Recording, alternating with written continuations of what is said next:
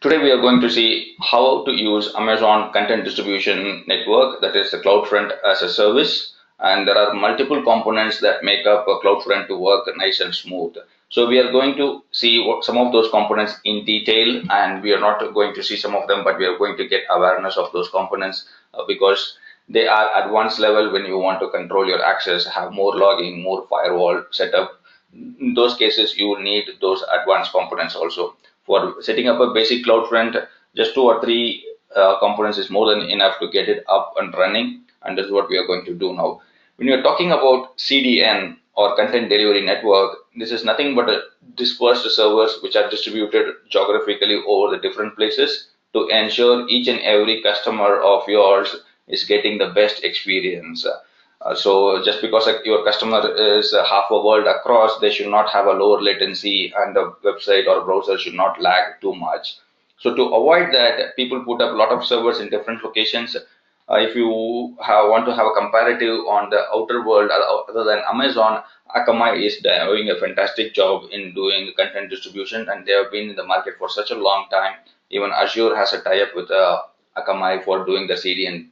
Whereas when it comes to AWS, CloudFront is a service, and AWS has its own servers or edge locations in all across the globe. The last I heard was they have about close to 100 edge locations all across the globe through which you can distribute your content. And it is once again absolutely your flexibility that where you want to store your content and how much you want to pay for your content distribution network. So, and some of the use cases have been listed here. You can see here if you want to have a large amount of data to be distributed to a lot of servers, or if you want to route your viewers to the best location based on their geographical IP address or geo boundaries or kind of local governance laws. Depending upon all those things, you can make some appropriate filters. And then if you don't want to set up and manage a content distribution network, you don't want to provide the scalability and the performance of your applications is more important, then you can go ahead and start using these kind of services. So here is the service components that make up CloudFront.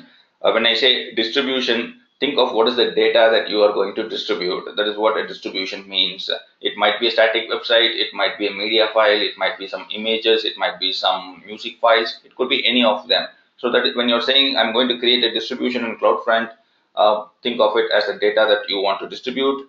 And when you are talking about origins, it is from where you are picking up all this data.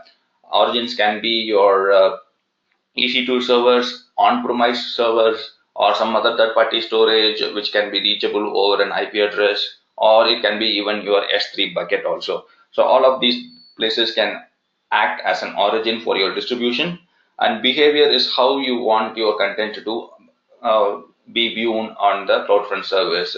Say, for example, if they are authenticated, where you want to send the request. If they are an unauthenticated or unauthorized user, how you want to send that request. Or if you want to do some more processing on that request because that request is assigned with a certain keys, might be short-lived URL. Say, for example, a password request URL. All of those password requests URL will come with a pre-signed time window. And if you click on it after a certain time window, you will be shown to a page saying that this URL is not valid.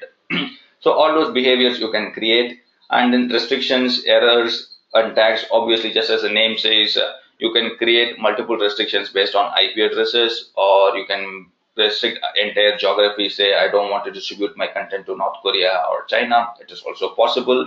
If you want to restrict your content based on corporate IP addresses, that is also possible.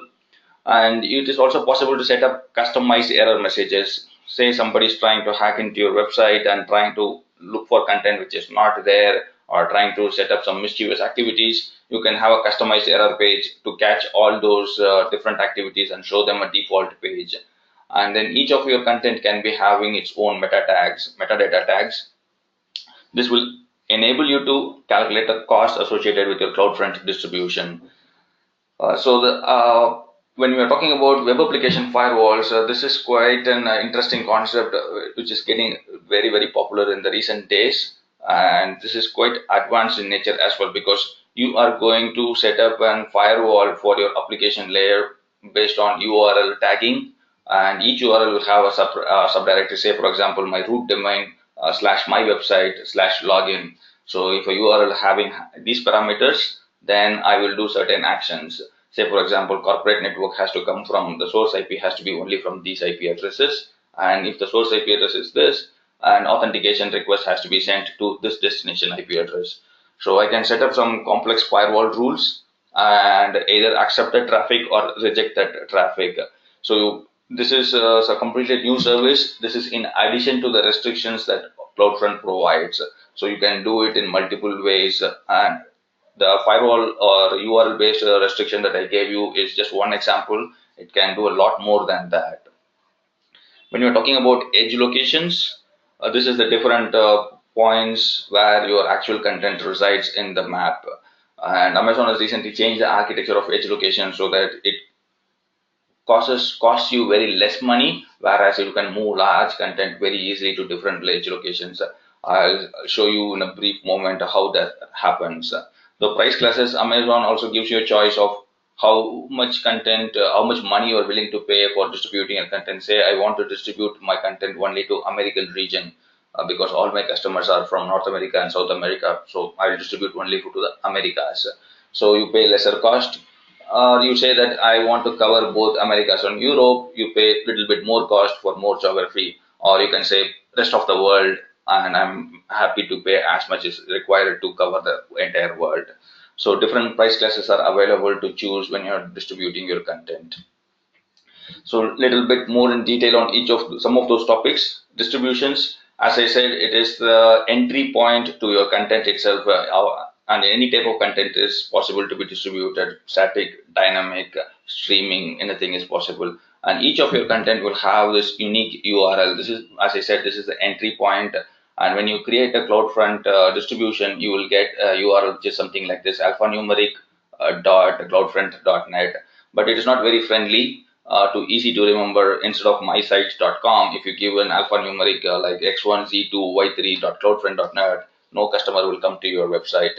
So what typically the people do is they will use a service called Route 53, or you can use any other third-party DNS service also and forward your traffic to this. So you'll create something nice and simple like origin.mysite.com and internally forward your traffic to this CloudFront distribution. And Amazon allows this forwarding because it recognizes the need to have a very friendly URL in the front end, and then it will support that. And it supports both HTTP and HTTPS also. So if you don't have your own certificates, Amazon will provide you certificates free of cost, and you can go ahead and use them without any too much complex configurations. All you have to do is checkbox and say that start distributing my content in HTTPS. So that is what a distribution does for you. Let us go ahead and see what are origins. As I said, in the bottom of your image is more easier to understand. This is the CloudFront icon. So the CloudFront can pick up data from an S3 bucket or an EC2 instance or any application that is sitting behind an Elastic Load Balancer. So what you do is you just point your CloudFront to the Elastic Load Balancer domain name, and it will automatically forward to any application which is sitting behind this load balancer. And finally, you can also configure your CloudFront to set it to a custom origin. Nothing but, let us say your corporate website is in your corporate data center, which is on-premise. Then you can configure it to send it to your custom IP addresses. That is also possible to do that. So all of these different origins are accepted as a source for your content. That is what origins mean about. Next thing is edge locations, where you want to distribute your content. Say here, think of it as an origin, not as a custom origin. So this is where all your data is. We are talking about the architecture on the left hand side, and all your data is, if your data is 1 KB, 10 KB, 1 MB, you can easily move the data to 100 plus locations all across the globe. The latency and the speed with which you can move your data is really fast. But still, Amazon takes about 5 to 10 minutes to set up your CloudFront if you are distributing your content to all the edge locations in the world. But think of your data in case of a Netflix or some other streaming service. Each movie will be something like 1 terabyte, because we are talking about multiple sizes for multiple devices. A tab will have a different size format, and then desktop and HDTV, UHD TV, all of them will have different formats and different different compression ratios. So you will have multiple files, and all those files have to be moved to all those edge locations. So if I want to move it, so I'm talking about moving 1 terabyte to each of those locations. So if I say 5, I need to move 5 terabytes from my source. So that is going to be a huge amount of bandwidth cost on each and every time I want to distribute some content. So what Amazon thought is, this is great, but not really the best. So what they did is, in every region locally, they created one more edge cache. As you can see here, they created something called edge cache in that local region, and your content gets distributed only to your edge cache on your cost.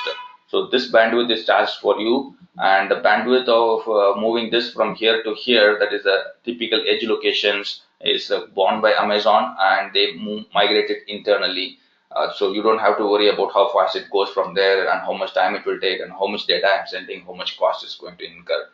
So this regional edge cache has improved the speed of distributing content all over the globe, and people are really happy about this regional edge cache solution that Amazon is offering. So that is one thing. And when we are talking about error page and restriction, as I said, the GUI is very simple. Instead of talking a lot, I can show it to you in 5 minutes.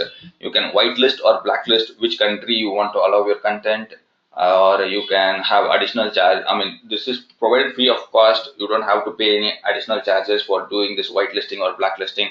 And once again, you can decide what kind of error pages you want to show. Even then, your page is not available. Instead of showing a 404, you can fool your browser to think that you are sending an HTTP 200 message saying, you look for a ABC page, but I don't have that page, but take this page, and this is the return code. Everything is fine for you. Just think of Facebook or Google. When was the last time you were really seen a 404 page when you're browsing for something? It happens very rarely, because they hide those error messages and give out a custom page saying that you can try these content instead of leaving my page. So those kind of things are also possible here. So let's move forward. So here is a web application firewall that I was speaking about, and it acts at the layer 7. If you're familiar with the OSI 7 layers, WAF, or in short, this is web application firewall. This is in short is called as WAF, and it acts at the top level, HTTP, HTTPS level, that is at the protocol, those protocol levels and application levels. So you can have a lot of control here. Just a simple set of rules has been mentioned here. Say whether it is somebody is trying to scrape my content, just copying it and storing it, because you will not read 10,000 pages in 1 second. So if somebody IP address is requesting for 10,000 pages in 1 second or 1 millisecond, I know that somebody is trying to just copy my content. And another one is cross-site scripting and HTTP flood. Nothing but they are appearing to send the content from some other website, but they are actually not doing that. Say if Facebook login, they might give you a request which appears to be from Facebook login, but they might be sitting in some other country and making a request which looks like that. And HTTP flood, sending a lot of requests when not meaning to really read that response from that request, so that your website is flooded and legitimate traffic is not allowed. So all of these rules you can configure in your WAF. This is all really high end. For any entry level, you will not be most probably doing it. But if you have necessity, then you can go ahead and do this. As you can see here, only a valid user is traffic is sent forward to the origin, whereas your attackers are stopped at the WAF level itself. So that is on WAF ACLs. So here is a simple architecture of how exactly Cloudfront looks like. Let us break down the big pieces into smaller ones. Let us focus on the left-hand side. So here on the left-hand side, you can see two big boxes. One is marked as AWS. So the top level box says the resources that are residing in Amazon. The bottom box says that the content is residing in an on-premise data center. So you can configure a CloudFront location with both or either or also. That is also possible. So it is not necessary that if you set up one, you cannot set up the other. So you can pick up content from both of them. And you can see here multiple origins are showcased. Just for an example, you can pick up content from EC2 directly, or you can pick up content from your S3 bucket, or you can pick up from ELB or some custom origin sites on your on-premise. So this is the icon for your distribution, if I remember correctly. So that distribution sends the data to your regional edge cache, which gets distributed to all other edge locations as shown here. So this is where your web application firewall comes into picture. Any request, let us say, coming from this side. So this will hit your edge location, and then it will go ahead and hit your WAF to see whether you are approved, whether you are authorized. Then if you are authorized, then a response will be sent back. So this is how a data flow or an architecture for CloudFront looks like. And of course, I have shown here Route 53, which is a DNS service. So as an end user, you will most probably by typing in this URL cdn.mysite.com, and your DNS service will translate it into something like abccloudfront.net, and your browser will redirect it to your edge location. So that is what happens here. So let us go ahead and see how to set it up in our browser now. I have already set up your static website. Let me just go ahead and quickly have an overview of that as well.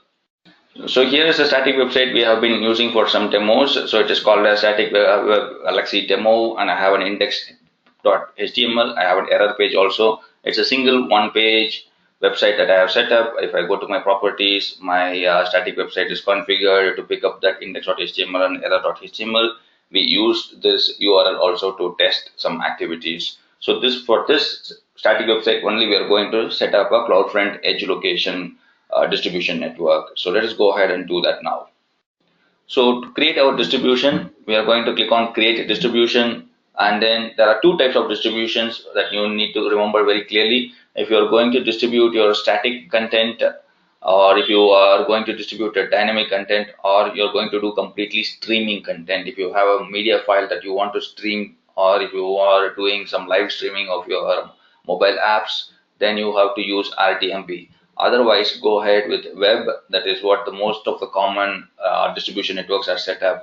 This is again an advanced use case, and not many people use it unless it is necessary. So go ahead and click on get started in the web, and then the first thing is the origin name. This is quite an extensive page. If you see here, it just scrolls down for a lot of input. You don't have to worry about it.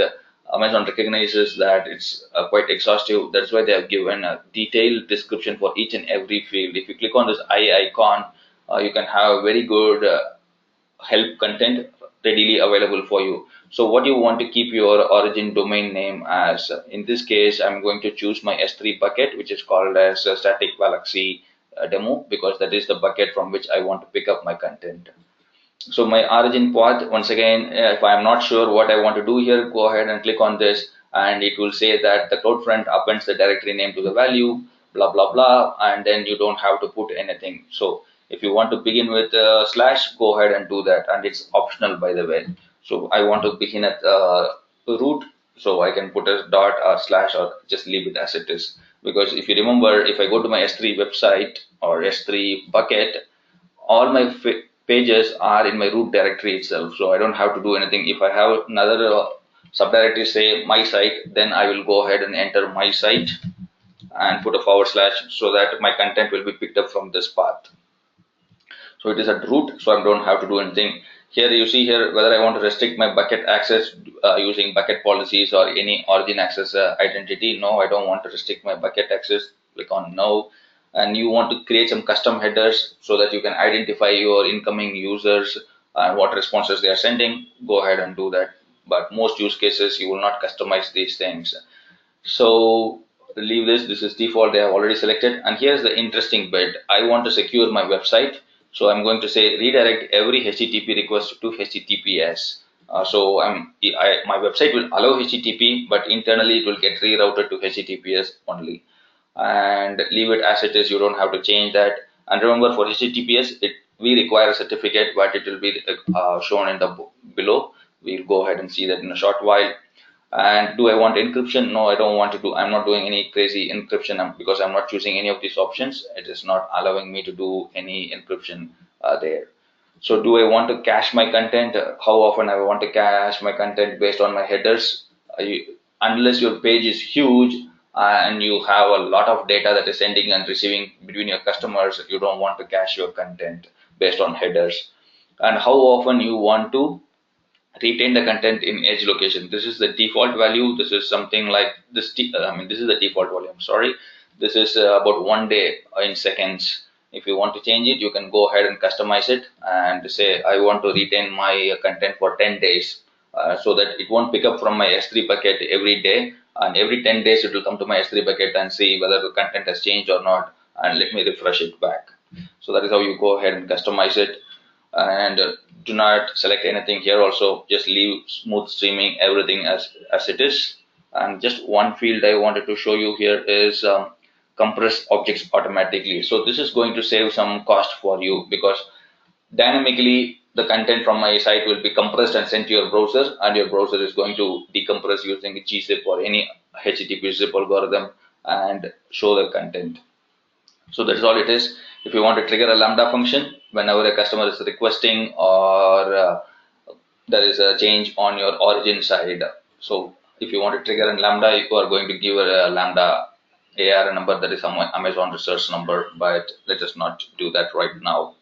Here is the price classes I spoke about. So you have different choices. America region, that is US, Canada and Europe, and US, Canada, Europe and Asia, and the rest of the world, as I like to call it. So let us in this case make it US, Canada and Europe. I'm going to distribute it. Okay, let me do only this one because it takes more time to distribute to a lot of places. So I just want to get that demo done quickly. So I'm just going to choose the first one only. And whether I want to configure WAF or not, if you already configure it, you will get this option here. And I don't have a domain name. So let us get that crazy abcd.cloudfront.net URL itself. And remember, since I chose HTTPS in the top, Amazon has decided to use its own default certificate. That is, the certificate will be produced on my domain name, the alphanumeric.cloudfront.net, and it is for me only.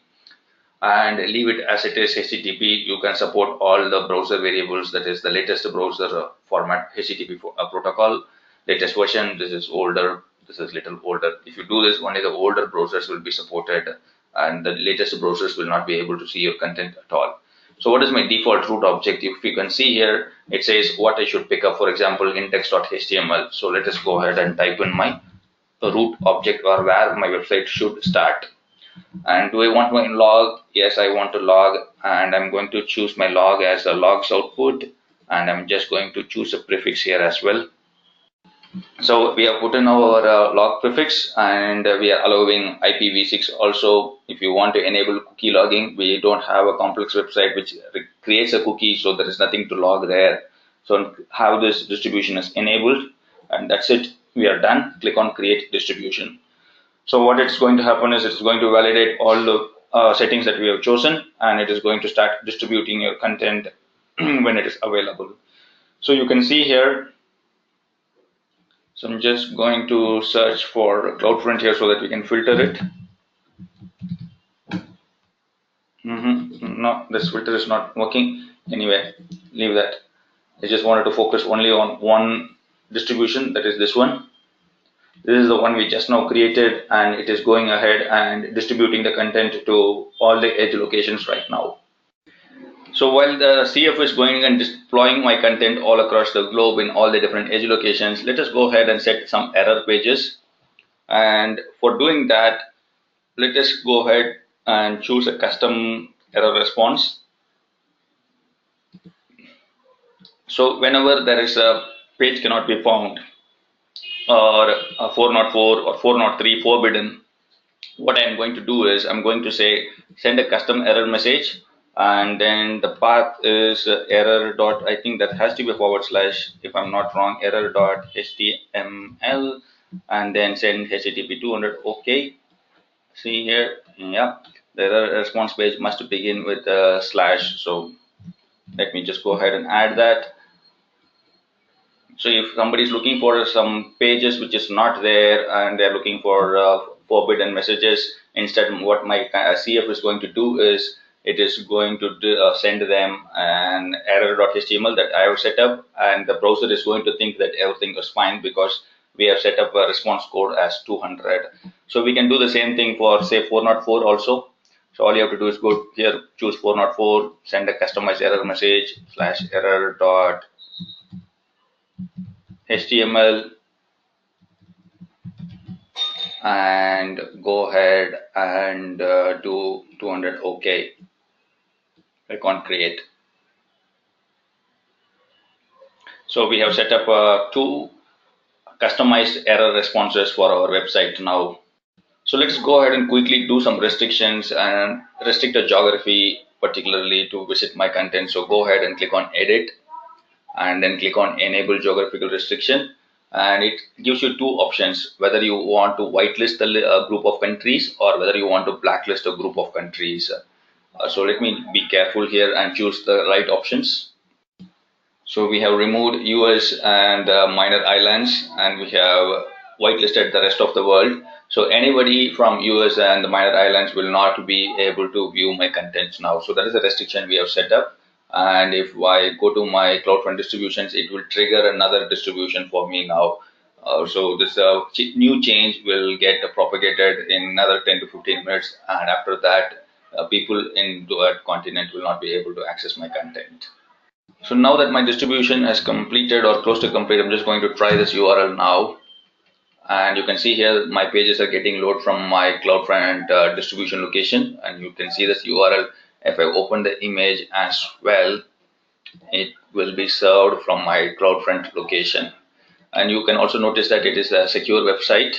And if you want to really check the certificate, and if you're in Chrome and if you hit F12, you will get this tab with security, under which you'll have view certificate, and you can find that this certificate has been issued for star.cloudfront.net. So by that, I am sure that this certificate is for my distribution and it is a trusted certificate.